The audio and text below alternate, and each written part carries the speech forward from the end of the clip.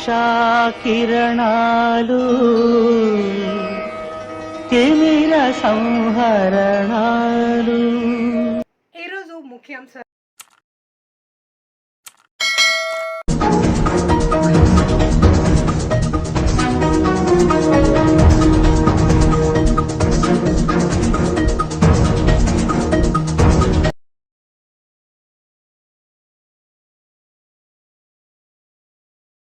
NDA ప్రభుత్వంలో ఆంధ్రప్రదేశ్ ముఖ్యమంత్రి నారా చంద్రబాబు నాయుడు గారు ముఖ్యమంత్రి కావడం రాష్ట్ర పెన్షన్ సోర్స్ తరఫున ఆయనకు ధన్యవాదాలు తెలియజేస్తున్నాను.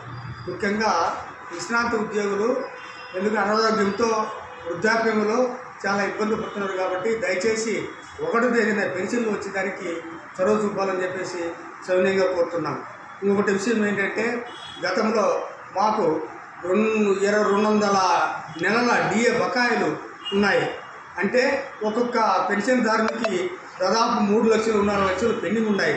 దయచేసి వాటిని కూడా తమ ఆలోచన చేసి సానుకూలంగా స్పందించి మాకు న్యాయం చేస్తారని చెప్పి ఆశిస్తున్నాం. 3వ విషయంలో గతంలో మేము క్వాంటమ్ సంబంధంగా 70 ఏళ్లకు 10%, 75 ఏళ్లకు 15%, 80 ఏళ్లకు 20% తీసుకునేవాళ్ళం. కానీ గత జగన్మోహన్ రెడ్డి ప్రభుత్వంలో 70 ఏళ్లకు 7%, 75 ఏళ్లకు 12%, 80 ఏళ్లకు 20% ఇవ్వడం జరిగింది. అది కాకుండా 70 ఏళ్లకు 10%, 75కు 15%, 80 ఏళ్లకు 20% విధంగా కృషి చేయాలని చెప్పేసి మేము యథావిధంగా అది అమలు చేయాలని చెప్పేసి సవినయంగా కోరుతున్నాం. 3వ విషయం ఏంటంటే మాకు సంబంధించిన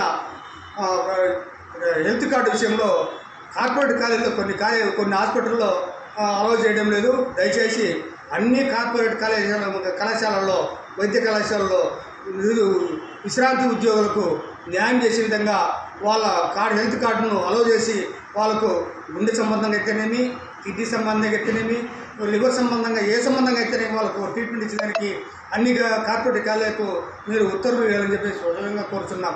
ఇంకా 4వ విషయం ఏంటంటే మాకు పిఆర్సీ 11వ పిఆర్సీ బకాయిలు చాలా ఉన్నాయి. ఎందుకంటే వరకు 12వ పిఆర్సీ కూడా రిపోర్ట్ గత ప్రభుత్వం రిపోర్ట్ ఇవ్వడం జరిగింది.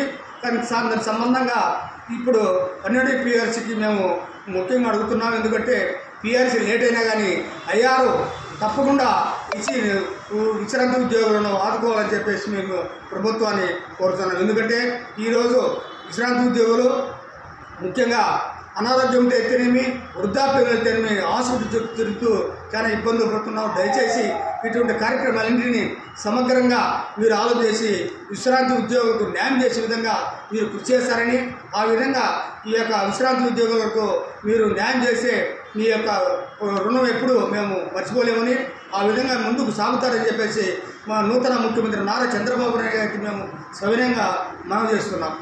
డిఆర్కే టైమ్స్ ఛానల్ని లైక్ చేయండి, షేర్ చేయండి, సబ్స్క్రైబ్ చేయండి. చివరిలో గంట నొక్కడం మర్చిపోకండి.